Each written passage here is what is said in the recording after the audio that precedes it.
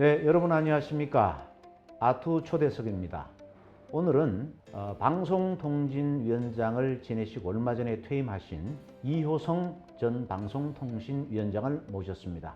오늘날 언론 상황 또 방송계의 여러 가지 현안들에 대해서 지혜를 들어보는 그런 시간을 마련했습니다. 위원님 안녕하십니까? 네, 안녕하세요. 네. 네, 반갑습니다. 네, 방송통신위원장으로 취임하고 퇴임하신 그 기간이 몇 년 정도 되시나요? 네, 2년이었습니다. 2년. 방송통신위원장으로 재임하시면서 가장 보람이 있었다 그럴까요?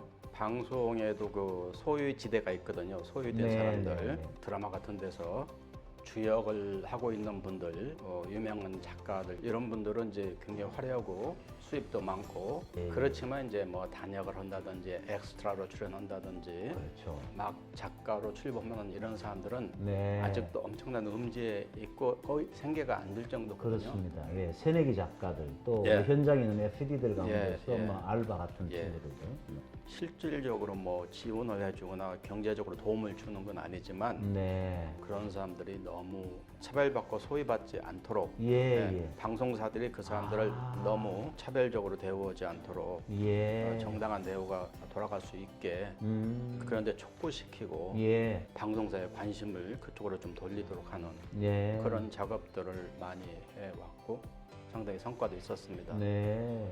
최근에 그 문재인 대통령께서 네. 특수고용직에 대해서 여러 가지 고용보험 혜택도 줘야 된다 이런 말씀도 많이 하셨는데 아마 그런 차원에서 그런 좀- 차원이라고 보시면 예. 되겠습니다. 문재인 정권은 네. 모든 사람이 다 좀 잘 살 수 있는 네. 그런 사회를 지향하고 그런 측면에서 보면 지금까지 소외를 받아왔던 사람들인데 좀 더 사회와 관심과 정부의 관심이 좀 많이 가도록 네. 하는 그런 정책을 펴고 있고 저는 방송 차원에서 이제 그런 데 보조를 맞춘 거라고 생각합니다. 예, 예. 우리가 방송계에 상당히 많은 현안들이 있을 텐데 위원장님께서 재직하실 때 방송계의 가장 핫 이슈라고 그럴까요?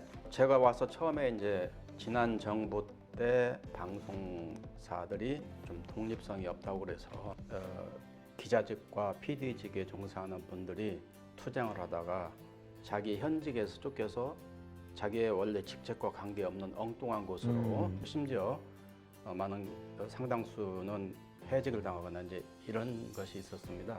이제 그런 것들을 바로잡는 일을 예. 한동안 했습니다. 상당히 어려운 일이었지만 어떤 적법 절차에 의해서 무리가 없이 잘 해결했다고 생각이 듭니다. 방송 현안 또 정책과 관련해서 가장 역점을 두고 하셨던 일이나 신경을 쓰셨던 그런 분야는 어떤 분야였습니까? 종편의 경우에 지나치게 편향된 그 논리를 가지고 그 프로그램을 이끌어가는 경우가 많았고 또 종편이기 때문에 프로그램 장르가 이렇게 적정히 균형을 이루어야 되는데 시사 프로그램이 지나치게 많고 막말이라든지 뭐 굉장히 그 불공정한 그런 근거 없는 주장을 한다든지 이렇게 해서 좀 문제들이 많았는데 그래서 그 프로그램의 장르 간의 균형성 그 시사 프로그램의 경우에는 공정성과 품위 있는 방송이 되도록 좀 저희가 많이 노력을 했고 그래서 최근에는 그 종편의 경우에도 막말 방송이니 불공정 문제로 큰 시비가 걸리지 않고 있다고 생각합니다. 문재인 대통령께서도 후보 시절에 방송법 개정안에 대해서 언급하신 적도 있죠. 네. 지금 어떻게 방송법 개정안 문제는 위원장님이 재직하실 때 뭐 현안으로서 크게 다뤄지거나 또는 검토하신 적이 있으신지요? 방송들이 전반적으로 어렵지만 특히 그 중에서도 지상파 방송이 굉장히 어렵거든요. 지상파 방송의 경우에는 중간 광고가 허용이 안 돼 있어서 우리 지상파 방송도 중간 광고를 허용해 달라. 이제 그 문제가 대두가 돼서 그걸 어떻게 해결을 했더라면 좋았는데 제가 그걸 해결을 하지 못하고 예. 그만뒀습니다. 그래서 그건 좀 아쉬움으로 남고요. 조금 더 큰 틀에서 본다면 지금은 이제 방송통신위원회로 되어 있는데 오늘날은 신문을 포함해서 모든 미디어가 통신망을 통해서 전달이 되기 때문에 미디어위원회라는 걸 만들어서 통신, 방송, 신문, 기타, 온라인 뭐 미디어 모든 것들이 다 포괄해서 종합적이고 체계적인 미디어 정책을 다룰 수 있는 기구를 만드는 것이 바람직하다. 그것도 추진을 했습니다만 임기 동안에 그걸 다 못해서 좀 아쉬움으로 남습니다. 근데 현재 이제 민주당이 이번에 과반수를 훨씬 넘기 때문에 그 정책은 앞으로 민주당 차원에서 추진이 되지 않을까 그렇게 기대를 하고 있습니다.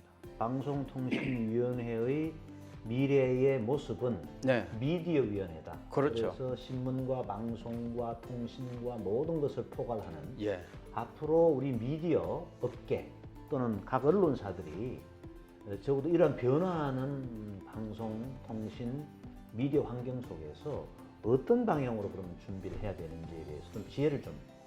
우리가 이제 전통적으로 뭐 서적, 신문, 잡지, 라디오, 텔레비전, 그 인터넷 신문이니 뭐 이렇게 쭉 발전을 해왔잖아요. 근데 그것이 오늘날은 전부 온라인으로 다 수용되고 있는 거죠. 온라인으로 수용된다고 해서 이 각자의 특별성, 개성이 없어지는 건 아니거든요. 드라마는 드라마대로, 그 음악 프로그램은 음악 프로그램대로, 또 뉴스는 뉴스대로 이걸 잘 만들어서 온라인을 어떻게 잘 활용하느냐, 이 과제가 남아 있다. 우리가 이제 신문은 망했다고 그러는데 신문 망한 게 아닙니다. 뉴스라는 것을 전달하는 매체인 종이 신문이 젊은 사람들이 안 보기 때문에 이제 앞으로 사라질 가능성은 있지만 그 신문이라고 할 때 핵심은 종이 신문, 종이가 아니고 거기에 담겨 있는 뉴스잖아요. 컨텐츠죠. 네. 아시아 투데이도 지금은 이제 온라인으로 전달하고 종이 신문으로 전달하지만 앞으로는 온라인으로 전달하는 양이 점점 커지고 언젠가는 종이 신문은 극소수만 보게 되겠죠. 얼마나 온라인 시대에 잘 적응해서 얼마나 좋은 뉴스를, 얼마나 좋은 정제된 의견을 잘 전달해 주느냐, 이것이 앞으로의 과제라고 생각이 됩니다. 결국 뉴스, 언론사는 저널리즘적인 가치에 충실한 그렇죠. 그런 컨텐츠를 생산해낸다면 예. 그것이 어떤 플랫폼이든 관계없이 적극적으로 소비될 수 있다. 예. 예. 그 대신 이제 모바일 폰으로 사람들이 주로 볼 거기 때문에 거기에 잘 맞춰서 생산이 돼야 되겠죠. 지금 여러 가지 방송통신 환경이 변화하고 있는데 통신 분야가 방송을 지배하는 것 아니냐.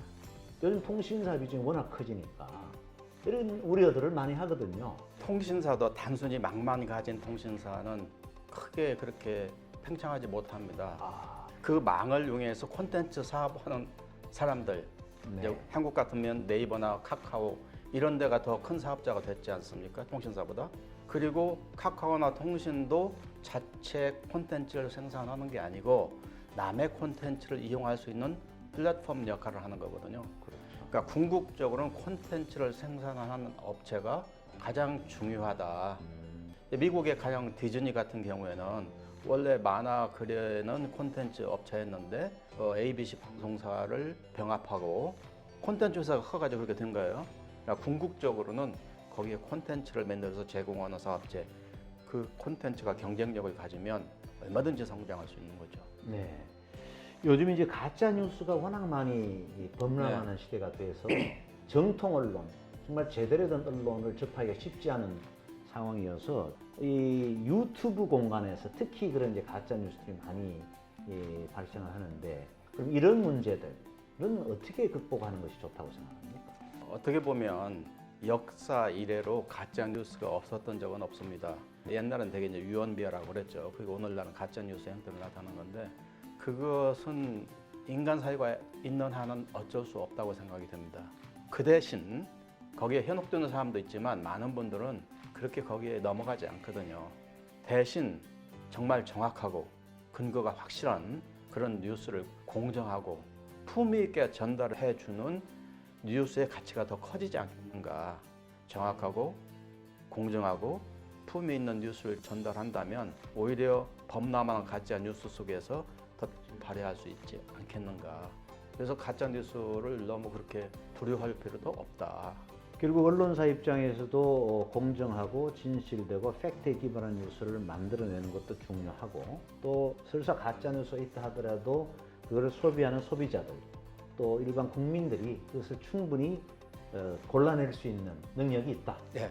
그래서 이제 언론사의 또 하나 중요한 건 옛날에는 사실이라고 하는 것들을 가려서 전달해주는 기능도 중요했지만 지금은 사실이 아니라고 얘기 드는 것들을 사실을 가려주는 거, 소위 팩트 체킹이 중요한 저널리즘의 일부가 돼야 된다. 저는 그렇게 생각합니다.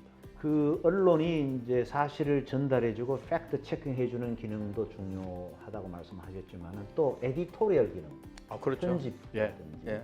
또 좋은 의견을 사설이나 예. 칼럼을 통해서 알려주는 것도 예. 상당히 중요한 기능이 예. 아닐까.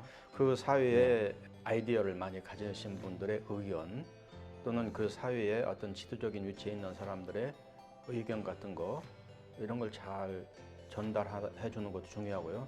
언론의 기본적인 사명 중에 하나는 그 수많은 뉴스 중에서 취사 선택을 해야 되잖아요. 그거 다 전달해 줄 수는 없는 거고 가치 있는 것들을 잘 골라서 그걸 균형 있게 또 사실에 기초해서 전달해 주는 편집 기능 굉장히 중요하죠. 앞으로 저널리즘적 가치가 빛날 수 있는 신뢰받고 정확하고 진실에 기초하고 공정하고 한 그런 저널리즘적 가치들을 철두철미하게 추구해야 된다 그렇게 생각을 합니다. 오늘 우리 아시아투데이 구독자들한테 마지막으로 뭐 당부 말씀 있으시면 한 말씀 해주시죠. 언론이라는 것은 독자와의 어떤 상호 관계 속에서 형성하고 발전이 된다고 생각합니다. 독자들께서 자기가 보는 또는 읽는, 듣는 뉴스에 대해서 좀 비판적인 안목을 가지시고 또 그걸 생산하는 아시아투데이면 아시아투데이 또는 다른 신문사면 신문사, 방송사면 방송사와 끊임없이 피드백을 주고 받으면서 잘못된 것을 지적하고 잘된 것은 칭찬하고 이 언론이 좀 바른 길로 성장할 수 있도록 관심을 가져주시기를 부탁드리겠습니다. 고맙습니다. 네. 앞으로 우리 이호성 전 방송통신위원장님을 자주 모시고 또 더 좋은 말씀을 듣도록 하겠습니다. 네, 위원님 오늘 긴 시간 인터뷰 응해서 감사합니다. 네, 감사합니다. 네, 고맙습니다. 네.